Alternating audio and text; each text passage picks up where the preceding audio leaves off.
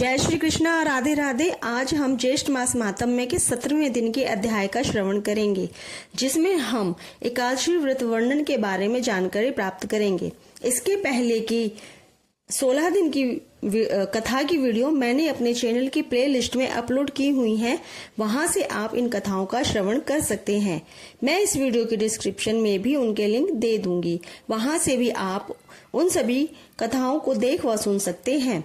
ज्येष्ठ मास महात्म्य को सुनने के लिए रोज प्रातः काल यानी ब्रह्म मुहूर्त में उठकर स्नान करके स्वच्छ वस्त्र पहनकर भगवान श्री विष्णु जी का पूजन करना चाहिए और ज्येष्ठ मास महात्म्य की कथा सुननी चाहिए। मैं आपको प्रतिदिन प्रति अध्याय के हिसाब से 30 अध्यायों का श्रवण कराऊंगी। आइए अब कथा को प्रारंभ करते हैं।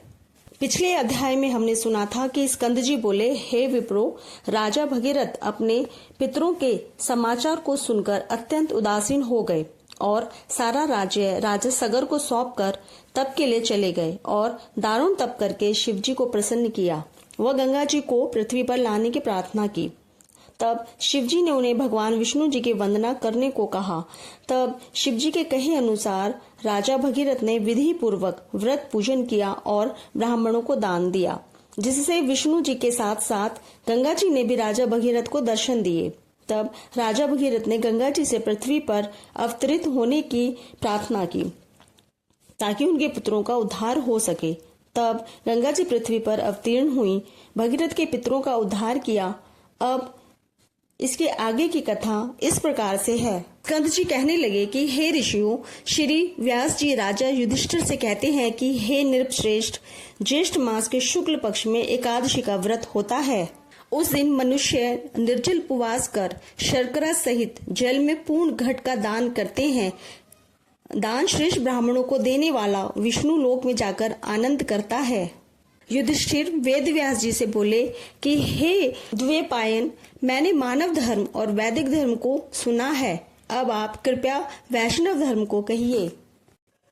व्यास जी कहने लगे कि हे राजन, आपने मानव धर्म और वैष्णव धर्म को सुना है, वे सब कलियुग में अशक्य यानी शक्ति से असाध्य हैं। इसलिए सुख से करने योग्य थोड़ा खर्च, अल्प क्लेश महान फलदायक है तथा समस्त पुराणों का जो सारभूत है वह मैं तुमसे कहता हूँ। हे राजन, दोनों पक्ष की एकादशियों को भोजन नहीं करना चाहिए।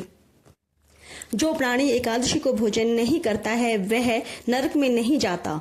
व्यास जी के वचनों को सुनकर भीमसेन कांपकर तथा भयभीत होकर बोले कि हे पितामह, मैं असमर्थ हूँ, इस उपवास के विषय में मैं क्या करूँ?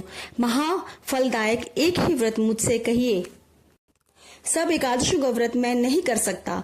तब व्यास जी बोले कि हे भीमसेन, वृष या मिथुन के सूर्य होने पर ज्येष्ठ मास की शुक्ल पक्ष की जो एकादशी होती है, उस दिन प्रयत्न पूर्वक जल रहित उपवास करना चाहिए। स्नान और आचमन के जल को छोड़कर विद्वान पुरुष अन्न और जल का ग्रहण ना करे, अन्यथा जल का ग्रहण करने से व्रत भंग हो जाता है। विद्वान सूर्योदय से सूर्योदय तक जल का त्याग करें तो बिना प्रयास के एकादशी के व्रत का श्रेष्ठ फल उसको मिलता है। फिर द्वादशी को प्रातः काल स्नान करें और ब्राह्मणों को विधि पूर्वक जल और स्वर्ण का दान दें। इस प्रकार जितेंद्रिय कृतकृत्य होकर ब्राह्मणों के साथ भोजन करें। इस प्रकार व्रत करने से जो पुण्य होता है उसे मुझे जनार्दन भगवान ने कहा है। ज्येष्ठ मास के शुक्ल पक्ष की एकादशी के दिन जल रहित निर्जल उपवास का जो फल होता है उसको हे भीमसेन तुम सुनो। समस्त दान देने से जो पुण्य, सब तीर्थों में स्नान करने से जो पुण्य, समस्त हवन आदि करने से जो फल होता है वह पुण्य ज्येष्ठ शुक्ल एकादशी के दिन उपवास करने से ही हो जाता है। हे वृकोदर, एक वर्ष के अंदर शुक्ल तथा कृष्ण पक्ष की जितनी एकादशी होती हैं वे सब उपवास करने योग्य हैं, इसमें कोई संदेह नहीं है। वे सब एकादशी धन, धान्य, पुण्य, पुत्र और आरोग्य को देने वाली हैं। हे नर व्याघ्र, उन दिनों में उपवास करने से उक्त फल मिलता है, यह मैं तुमसे सत्य कहता हूँ। एकादशी के दिन उपवास व्रत करने से उस प्राणी के सामने यमराज के दूत नहीं आते हैं जो कि बड़े भयानक, विशालकाय, कृष्ण वर्ण, दंड पाश से युक्त और अति क्रूर कहे जाते हैं। एकादशी का व्रत करने वाले जो वैष्णव हैं उनको अंत समय में बैकुंठ को ले जाने के लिए पीताम्बरी सौम्य स्वभाव चक्रधारी और मन के समान वेगशाली विष्णुदूत वहां आते हैं और उसको बैकुंठ में ले जाते हैं। इसलिए सब उपायों से एकादशी का जल रहित व्रत करने तथा जल और धेनु दान देने से प्राणी सब पापों से मुक्त हो जाता है। हे नृपश्रेष्ठ, ज्येष्ठ मास के शुक्ल पक्ष की एकादशी को निर्जल उपवास कर अन्न और शर्करा सहित जलपूर्ण घड़े का दान श्रेष्ठ ब्राह्मण को देकर प्राणी तीनों पापों से छूट जाता है और विष्णु लोक में जाकर विष्णु भगवान के समीप रहकर आनंद करता है। इस प्रकार से ज्येष्ठ मास महात्म्य में एकादशी व्रत वर्णन और 17वां अध्याय संपूर्ण होता है। जय श्री कृष्णा, राधे राधे। जय श्री कृष्णा, राधे राधे। आज हम ज्येष्ठ मास महात्म्य के 18वें अध्याय का श्रवण करेंगे, जिसमें हम निर्जला एकादशी के बारे में जानकारी प्राप्त करेंगे। आओ अब कथा को प्रारंभ करते हैं। इसके पिछले अध्याय में हमने सुना था कि स्कंद कहने लगे कि हे ऋषियों, श्री व्यास जी ने राजा युधिष्ठिर को ज्येष्ठ मास के शुक्ल पक्ष की एकादशी का व्रत बताते हैं और कहते हैं कि इस दिन निर्जला व्रत कर चीनी सहित जल से भरे घड़े का दान करना चाहिए। दान श्रेष्ठ ब्राह्मण को देने पर विष्णु लोक में जाते हैं। तब राजा युधिष्ठिर कहते हैं, मैंने मानव धर्म और वैदिक धर्म को सुना है, अब आप मुझे वैष्णव धर्म के बारे में बताइए। तब व्यास जी ने कहा कि एकादशी के दिन भोजन करने वाला प्राणी नरक में जाता है, अतः इस दिन भोजन नहीं करना चाहिए। साथ ही स्कंद जी ने एकादशी व्रत का पुण्य फल राजा युधिष्ठिर को बताया और कहा कि एकादशी का व्रत करने वाला व्यक्ति वैकुंठ को जाता है। अब आगे की कथा इस प्रकार से है। भीमसेन जी कहने लगे कि हे तात, आपने जो एकादशी का व्रत और उसका जो महात्म्य कहा है, यह मुझको कुछ मूढ़ बुद्धि चित होने से सत्य प्रतीत नहीं होता है। अतः आप वात्सल्य भाव त्याग कर ठीक ठीक बात बतलाइए। यदि आप सत्य वचन कहेंगे तो मैं विदुर वचन के समान यानी धृतराष्ट्र के प्रति जो विदुर ने वचन कहे थे उनके समान नष्ट हो जाऊंगा। हे तात, मंत्री, पुरोहित और वैद्य इन तीनों को सत्य और यथार्थ वचन ही बोलने चाहिए, अन्यथा केवल मीठे वचन बोलने से उनके धन, धर्म और शरीर तीनों नष्ट हो जाते हैं। व्यास जी कहने लगे कि हे पवन पुत्र भीमसेन, हमने जो पहले संक्षेप में तुमसे कहा है वह सर्वथा सत्य है, इसको असत्य नहीं मानना। मैं इस विषय में तुमको एक प्राचीन इतिहास सुनाता हूँ, तुम उन स्कंद जी के वचनों को सुनकर संशय रहित हो जाओगे। पूर्व काल में कालाजन पर्वत पर पुलिंद नाम वाला विख्यात समस्त धर्मों का पालन करने वाला और उनका ज्ञाता हुआ। उसने निष्कंटक राज्य करके वहां पर द्वारिकापुरी के सामने महानपुर बसाया और स्वयं अनेकों रथ, सेना, ऐरावत के समान हाथी और उच्चई श्रवा के समान घोड़ों से परिवारित होकर और सचिवों से अनुमोदित होकर विजय यात्रा के लिए निकला। 100 योजन के प्रमाण में उसकी सेना पुर से बाहर निकली और राजा के साथ चलने वाली जो पैदल सेना थी वह सारी पृथ्वी पर छा रही थी। 7 व्यूह यानी सेना की रचना से युक्त वह सेना 7 महासमुद्रों के समान प्रतीत होती थी। राजा ने बड़े बड़े मंडलिक और राजाओं और सेवकों को जीतकर उनसे बहुत सा धन और कर लेकर अपने पुर को वापस लौटा। इस तरह पृथ्वी के अनेक चक्रवर्ती राजाओं को उसने जीता। जिस जिस सेनापति को बलवान सुनता था वहां वेग पूर्वक जाकर उनको जीत लेता था। इस प्रकार घूमते घूमते राजा के गुप्तचरों ने आकर राजा को संदेश दिया कि महाराज, यहाँ पर सबों का मालिक एक परम धर्मात्मा एक राजा है, जो कि श्रुति, स्मृति और प्राणों का ज्ञाता, देवता तथा अतिथि का पूजा करने वाला, सत्य, प्रतिज्ञा और बड़ा शूरवीर है। आज तक किसी से भी वह नहीं जीता गया है। उसको बिना जीते इस भूमंडल में आपकी कीर्ति संतुष्टदायक नहीं हो सकती। उसने गुप्तचरों से यह समाचार सुनकर राजा पुलिंद ने अपने मंत्रियों और सेना सहित उस प्राचीन पुरी के संपूर्ण नगर को चारों तरफ से घेर लिया और राजा पुलिंद के सैनिक उस नगर के चारों तरफ स्थित हो गए। जैसे वन में बहुत से गीदड़ों द्वारा एक सिंह को घेर लिया जाता हो, इसी तरह से उन्होंने उस नगर को चारों तरफ से घेर लिया। हे तपोधन, उस समय उस नगर में बड़ा कोलाहल मचा। कुछ लोगों ने राजा से और कुछ ने मंत्रियों से जाकर कहा, हे राजन, उस दिन ज्येष्ठ मास के शुक्ल पक्ष की एकादशी तिथि थी, इसलिए आप हे राजन आज और कल के लिए कृपा कीजिए। मैं अपने राजा की आज्ञा से नहीं आया हूँ। मैंने यहाँ जो भी बात आपसे कही है वह स्वयं अपने विचार से कही है। अतः हे राजन, इन दिनों मैं आप जो कुछ भी करेंगे हमारे राजा उसे सहन करेंगे, परंतु परसों क्या होगा यह मैं नहीं कह सकता और न जानता हूँ। इस प्रकार से ज्येष्ठ मास महात्म्य की निर्जला एकादशी व्रत वर्णन का 18वां अध्याय समाप्त होता है। जय श्री कृष्णा, राधे राधे। जय श्री कृष्णा, राधे राधे। आज हम ज्येष्ठ मास महात्म्य के 19वें अध्याय का श्रवण करेंगे, जिसमें हम निर्जला एकादशी के बारे में और जानकारी प्राप्त करेंगे। आइए अब कथा का प्रारंभ करते हैं। इसके पिछले अध्याय में हमने सुना था कि भीमसेन जी कहते हैं कि हे तात, आपने जो एकादशी का व्रत और महात्म्य बताया वह मुझ बूढ़ चित्त की समझ में नहीं आया, अतः आप ठीक ठीक बात बताइए। तब व्यास जी कहने लगे कि मैंने जो तुम्हें पहले बताया था वह भी सत्य है, फिर भी इस विषय पर मैं तुम्हें एक इतिहास बताता हूँ।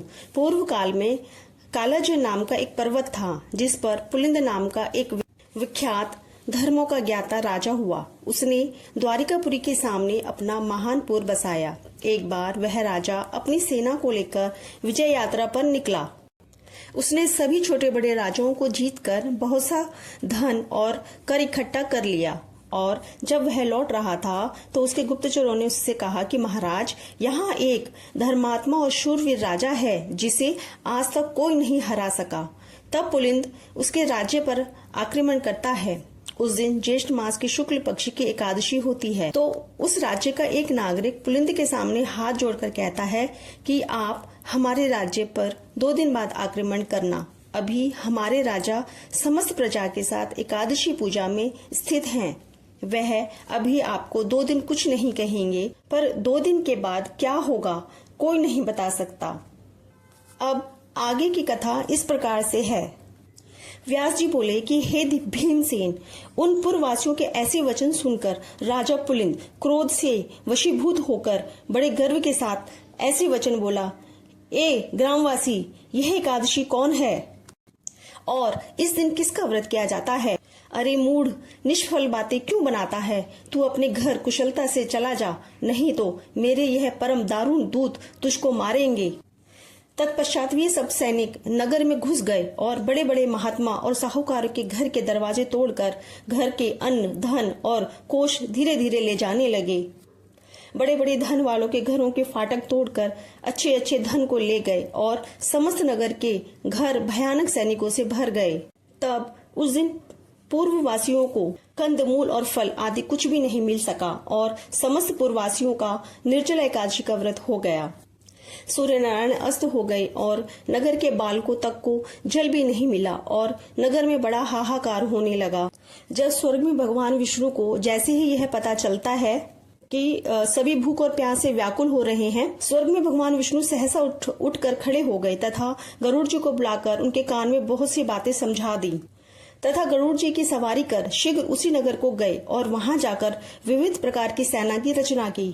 उस सेना के सैनिक, जिनमें किसी के 3 नेत्र, 3 मुख, 7 जिह्वा, 4 पैर, महान अद्भुत बड़े बड़े दांत तथा 3 सिर, 2 मुख और 10 मुख, 6 मुख तथा 5 मुख, हाथी के समान मुख, हाथी के समान स्वरूप, सिंह के जैसी आकृति वाले महान भयानक, नरसिंह के समान तेजस्वी, सिंदूर से पुंजित मुख, महिषासुर के समान प्रभायुक्त, उधर्व केश, दिगंबर, नरमुंडधारी, आंतों की माला से युक्त, व्याघ्र चर्मधारी, इससे पहले ऐसी सेना कभी नहीं देखी गई।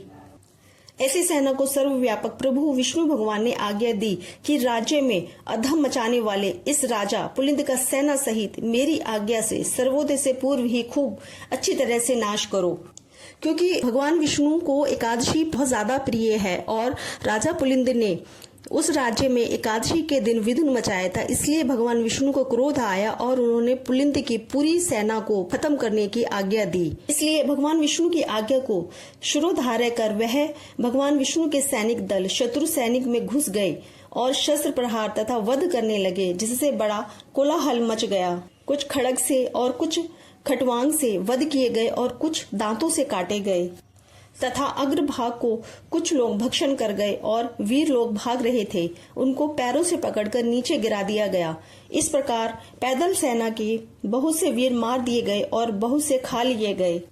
रथी, घुड़सवार, घोड़ा आदि अत्यंत दांतों से चूर्ण कर दिए जाते हैं। शिविर में आग लगाकर भस्म कर दिया गया और उसका बड़ा प्रकाश हुआ।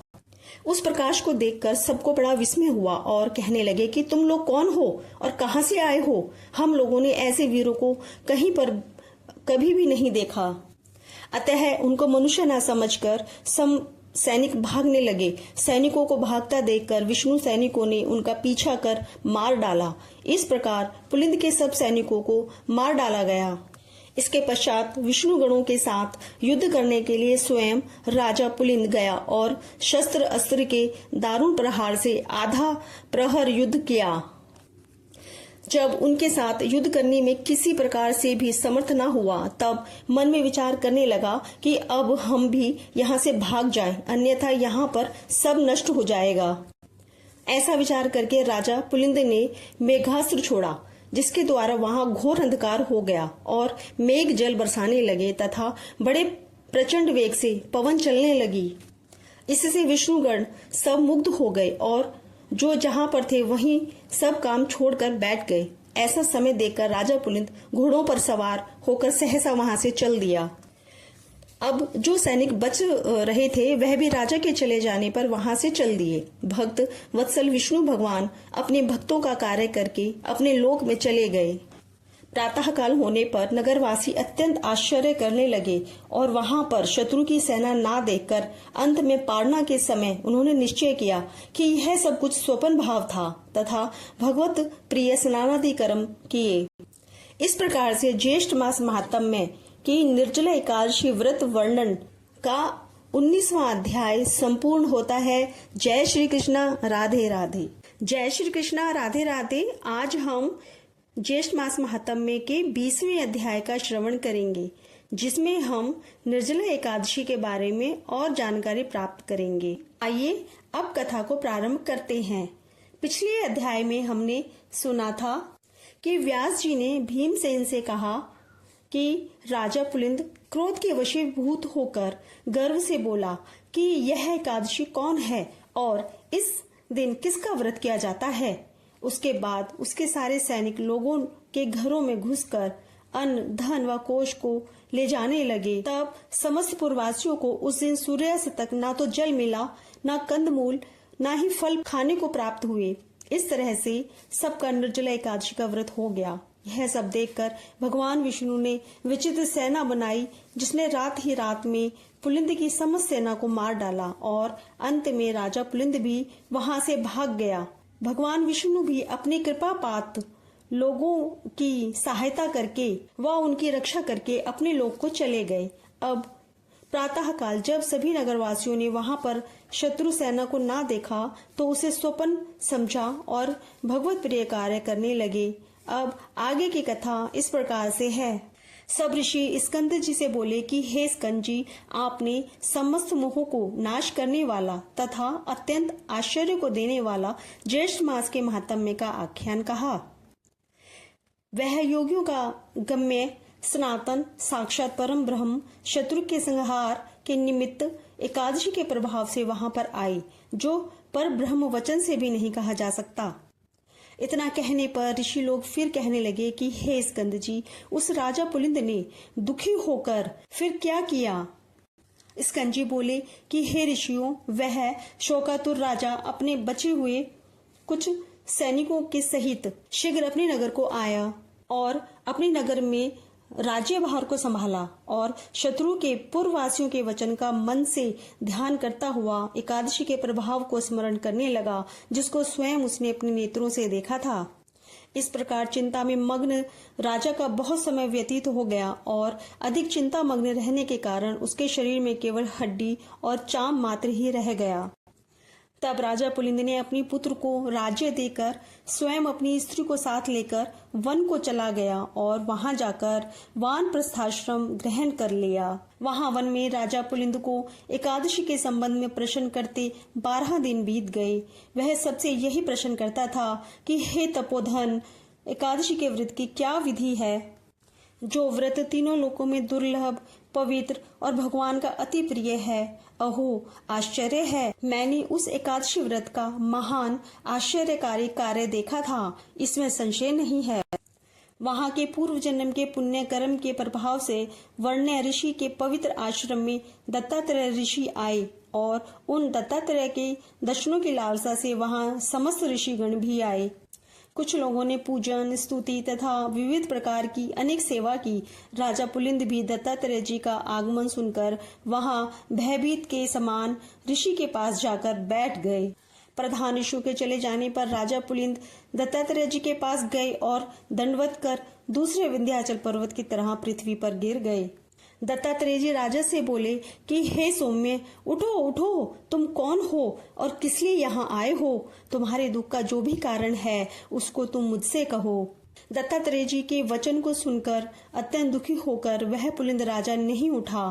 तब उस राजा को दत्तात्रेय जी ने स्वयं अपने हाथों से उठाया। राजश्रेष्ठ पुलिंद ने उठकर दत्तात्रेय जी को अति सुंदर हृदय जानकर कहा कि हे जगती तल, मैं विख्यात राजा पुलिंद हूँ। हे तात, थोड़े ही समय में पृथ्वी मंडल को जीतकर और गर्व में आकर मैं सेना सहित राजा प्रचानवाही के नगर को गया। वहां जाकर उस विष्णु भक्त राजा के नगर को पीड़ित करने पर कोई ग्रामवासी मेरे पास आया और मुझसे प्रार्थना करने लगा कि आज श्री हरि का पवित्र दिन है, आज और कल 2 दिन के लिए उस राजा के विषय में क्षमा करें, क्योंकि समस्त नगरवासी व्रत में लीन हैं।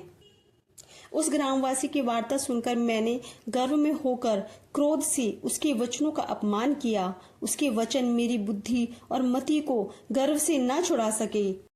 इसके पश्चात सूर्यास्त हो जाने पर असंख्य विष्णु दूत अनेक रूपों में वहां आकर युद्ध करने लगे। उन विष्णु दूतों ने समुद्र के समान मेरी समस्त सेना को भक्षण कर लिया। अपने प्राण मात्र रह जाने पर हम लोग भागकर अपने नगर में आए। उसी समय से मैंने राज्य, पुत्र, धन का त्याग कर तामसी वृत्ति का आश्रय लिया। अब आज आपके चरण कमलों के दर्शन करके मैं कृतकृत्य हो गया हूँ। मैं धन्य हूँ तथा मेरे पूर्वज भी पुण्यशाली थे, जो आज देवताओं से भी पूजित आपके चरण कमलों का मुझे दर्शन हुआ। भगवान, एकादशी नाम वाला व्रत कैसा होता है और किस विधि से किया जाता है, उसे आप संक्षेप में मुझसे कहिए, क्योंकि मैं आपकी शरणागत हूँ, अन्यथा मैं शल्य के समान अपने प्राणों का त्याग कर दूंगा। राजा पुलिंद के इन वचनों को सुनकर सब वृतांतों को जानने वाले दत्तात्रेय जी उसी समय राजा पुलिंद को दोनों हाथों में आलिंगन कर और दयाद्र चित्र होकर मधुसूदन भगवान के एकादशी व्रत की विधान को कहने लगे। इस प्रकार से ज्येष्ठ मास महात्म्य के निर्जला एकादशी व्रत वर्णन का 20वां अध्याय संपूर्ण होता है। जय श्री कृष्णा, राधे राधे। जय श्री कृष्णा, राधे राधे। आज हम ज्येष्ठ मास महात्म्य के 21वें अध्याय का श्रवण करेंगे, जिसमें हम निर्जला एकादशी के बारे में और जानकारी प्राप्त करेंगे। आइए अब कथा को प्रारंभ करते हैं। 20वें अध्याय में हमने सुना था कि ऋषियों ने एक स्कंद जी से पूछा कि राजा पुलिंद ने दुखी होकर फिर क्या किया। तब स्कंद जी ने बताया कि राजा पुलिंद ने अपनी बची हुई सेना के साथ वापस अपने राज्य में चले गए और वहां जाकर अपना राज्यभार संभाला, पर वह एकादशी के प्रभाव को स्मरण करने लगे, जिससे वह अत्यंत चिंता मग्न होकर दुर्बल हो गए और एक दिन अपने पुत्र को राज्यभार देकर वन में चले गए और वहां भी वे सबसे एकादशी के संबंध में प्रश्न करते रहे। एक बार पूर्व जन्म के कर्म के कारण दत्तात्रेय ऋषि के उनको दर्शन हुए। वे वहां पर आए। पुलिंद राजा ने उन्हें सब बात बताकर उनसे एकादशी व्रत के बारे में पूछा। उसकी विधि और उसके महात्म्य के बारे में जानने के लिए स्तुति करने लगे। तब दत्तात्रेय जी ने राजा पुलिंद को एकादशी व्रत की विधि और उसका महात्म्य बताने लगे, जिसे हम 21वें अध्याय में सुनेंगे। तो आइए 21वें अध्याय की कथा को प्रारंभ करते हैं। दत्तात्रेय जी कहने लगे कि हे राजन सुनिए, मैं विधि पूर्वक एकादशी व्रत को कहता हूँ। हे निरप, दशमी के दिन प्रातः काल उठकर शौच विधि को करें। काष्ठ के दांतों को त्याग कर पके हुए पत्तों से दांतों को शुद्ध करें। महानदी में मंत्र पाठ पूर्वक पंचगव्य से स्नान करें। संध्यादिक कर्म करके स्वच्छ वस्त्र पहनकर घर को जाएं। कूलर के पात्र में उत्तर मुख होकर जल को भरें और देश काल का उच्चारण कर ब्राह्मणों को प्रणाम कर कहें कि हे देवेश, आज मैं भक्ति पूर्वक आपका व्रत करूंगा। हे राजन, दशमी के दिन दूसरे के घर का अन्न, 2 बार भोजन, मांस, शोर तथा शरीर में तेल लगाना त्याग दें। ये चीजें वर्जित होती हैं। हे राजन, हविष्यान्न के अतिरिक्त और सभी पदार्थ आमिष कहे गए हैं। आमिष यानी न खाने योग्य। अतः दशमी के दिन प्रतन से थोड़ा सा हविष्यान्न ही का भोजन करें। रात्रि में कथा श्रवण द्वारा जागरण करें और उसके पश्चात सूर्योदय होने पर निर्मल जल से स्नान करें। पूजा गृह में आकर संध्यादि नित्य कर्म को करें। एकादशी के दिन चित्त में किसी प्रकार का विकार उत्पन्न नहीं होना चाहिए तथा प्राकृत विषयों में मन को न लगावें। सहस्त्र नाम का पाठ करके तुलसी दल से विष्णु भगवान का पूजन करें तथा पुरुष सूक्त और पावन मंत्रों से जनार्दन भगवान का अभिषेक करें। औषधि, मिथ्या भाषण, शयन, स्त्री के साथ वार्तालाप, क्रोध, कटु वचन, आलाप, काष्ठ के दांतों से दांतों का मर्दन, एकादशी व्रत के फल को चाहने वाले इन सब कर्मों को ना करें और प्रत्येक प्रहर विष्णु भगवान का पूजन करना चाहिए। इसी तरह गाना बाजा बजाते हुए सारा दिन तथा रात व्यतीत कर देनी चाहिए और उत्सव आदि करना चाहिए। अर्थात दिन में भगवान विष्णु का भजन पूजन और रात में उनका जागरण करना चाहिए। दूसरे दिन प्रातः काल जितनी द्वादशी हो उस शेष द्वादशी में भक्ति युक्त चित्त से पारणा करें। पारणा न करने से पुण्य की हानि अवश्य होगी। इसलिए सर्वप्रथम से द्वादशी में पारणा करना शुभदायक होता है। हे वत्स, व्रतियों को संपूर्ण व्रत की सिद्धियों के लिए द्वादशी में पारणा अवश्य करना चाहिए। पारणा के दिन बहुत से ब्राह्मणों को भोजन कराएं।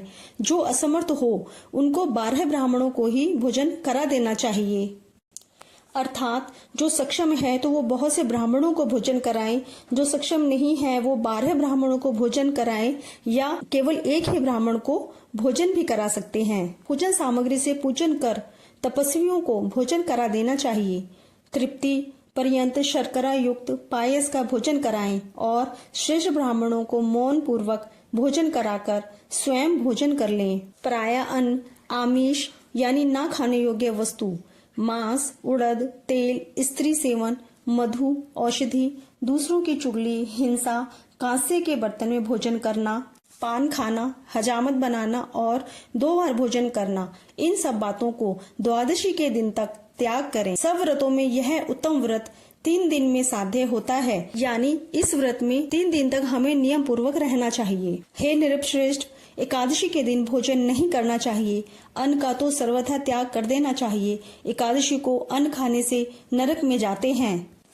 द्रव्य पदार्थ जल, लवण, जहाँ अग्नि में प्रकोप जाते हैं वहाँ उसी को लवण कहते हैं। अन्न धान्य से सिद्ध जो अन्न है वह इसमें नहीं लिया है। जो मोहवश एकादशी के पारणा समय पर्याप्त द्वादशी को धान्य का भोजन करते हैं सो चंद्रायण व्रत करके पाप से मुक्त होते हैं। हे राजन, जो तुमने पूछा उसका उत्तर मैंने तुमको दिया। राजा पुलिंद कहने लगे, हे तात, परम अद्भुत जो रहस्य कहा है उसके अनुष्ठान के लिए मुझ में शक्ति नहीं है, क्योंकि मेरा शरीर अत्यंत जर्जर हो गया है। इसलिए कृपा करके इसके सार को ठीक ठीक कहिए। हे भगवान, सार पदार्थ समस्त कर्मों के होते हैं। दत्तात्रेय जी बोले कि हे महाबाहो, मैं परम अद्भुत रहस्य तुमसे कहता हूँ जिसके अनुष्ठान मात्र से समस्त कार्य सफल होते हैं। हे राजन, ज्येष्ठ मास के शुक्ल पक्ष की एकादशी को निर्जल व्रत करो। इसके करने से सब पूर्ण हो जाता है, इसमें संशय नहीं है। राजा पुलिंद बोले कि हे दत्तात्रेय जी, ज्येष्ठ मास की एकादशी निर्जला क्यों हुई? दत्तात्रेय जी कहने लगे, हे राजन, प्रथम राजा प्राचीन वही ने एकादशी के दिन संपूर्ण व्रत जल रहित किया, इसलिए यह एकादशी जल वर्जित हुई और निर्जला नाम से प्रसिद्ध एकादशी पापों का नाश करने वाली कही गई है। यह कह दत्तात्रेय जी चले गए। इसके पश्चात राजा पुलिंद ने भी इसको विधि पूर्वक किया। इसी एकादशी व्रत के अनुष्ठान मात्र से राजा पुलिंद दूसरे जन्म में भक्त प्रहलाद नाम से भगवान के श्रेष्ठ भक्त और हिरण्यकश्यप के पुत्र हुए। श्री वेद व्यास जी बोले कि हे भीमसेन, यह प्राचीन इतिहास मैंने तुमसे कहा, इसके श्रवण मात्र से तुम्हारे सब संशय दूर हो जाएंगे। अब तुम क्या सुनना चाहते हो? भीमसेन कहने लगे कि हे पितामह, आपकी कृपा से सब मोह नष्ट हो गया, मुझको स्मरण शक्ति मिली। हे तात, व्रत करने के लिए मैं तैयार बैठा हूँ, निसंदेह मैं आपके वचन का पालन करूंगा।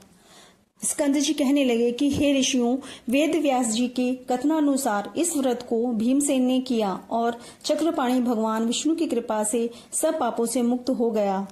इस प्रकार से ज्येष्ठ मास महात्म्य के निर्जला एकादशी व्रत का वर्णन और अध्याय 21 संपूर्ण होता है। जय श्री कृष्णा, राधे राधे। आपको मेरा ये वीडियो अच्छा लगा हो तो इस वीडियो को लाइक करिए, शेयर करिए और यदि आपने मेरा चैनल अभी तक सब्सक्राइब नहीं किया है तो आपसे निवेदन है कि मेरे इस चैनल को सब्सक्राइब जरूर करिएगा और बेल आइकन को जरूर प्रेस करिएगा, जिससे मेरी आने वाली हर वीडियो की नोटिफिकेशन आपको तुरंत मिल जाएगी। जय श्री कृष्णा, राधे राधे।